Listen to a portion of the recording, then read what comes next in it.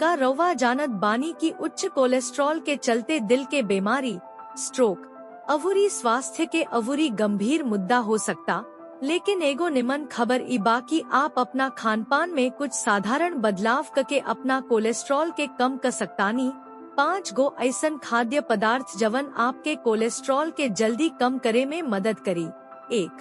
जई। ओट्स। जई घुलनशील फाइबर के बहुत बढ़िया स्रोत है। एकरा में बीटा ग्लूकन नाम के एगो घुलनशील फाइबर होखेला जवन की आपके शरीर से खराब कोलेस्ट्रॉल के हटा देवेला। सवेरे 1 कटोरी जई खैला से LDL खराब कोलेस्ट्रॉल के स्तर 20% तक कम हो सकेला। 2. लहसुन। गार्लिक लहसुन के कोलेस्ट्रॉल के स्तर कम करे के क्षमता खातिर जानल जाला।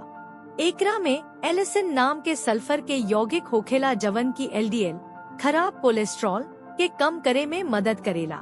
यही से रोज 1 लहसुन खैला से कोलेस्ट्रॉल में 10 से 15% के कमी हो सकता। एकरा अलावे ई ब्लड प्रेशर कम करेला जवन की दिल के स्वास्थ्य के बनावे राखे में मदद करेला। 3. मेथी के बीज। Fenugreek seeds. मेथी के बीज में सैपोनिन नाम के यौगिक अवूरी म्यूसिलेट जैसन फाइबर भरपूर मात्रा में होखेला जवन की कोलेस्ट्रॉल के कम करेला।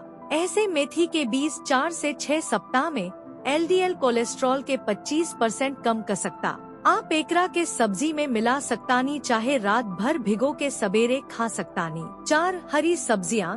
Leafy greens. पालक। लाल पालक अवूरी बाकी हरियर सब्जी में विटामिन, खनिज अवूरी एंटीऑक्सीडेंट जैसे विटामिन के, फोलेट अवूरी मैग्नीशियम भरपूर मात्रा में होखेला। यही से ई कोलेस्ट्रॉल कम करेला आ समग्र रूप से दिल के स्वास्थ्य में भी सुधार करेला। 5. Dry fruits. नट्स।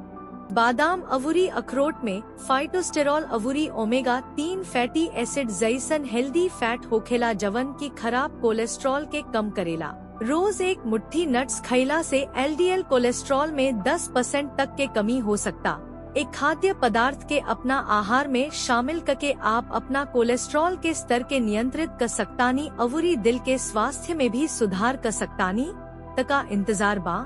आज से ही साधारण बदलाव अपनावल शुरू करी।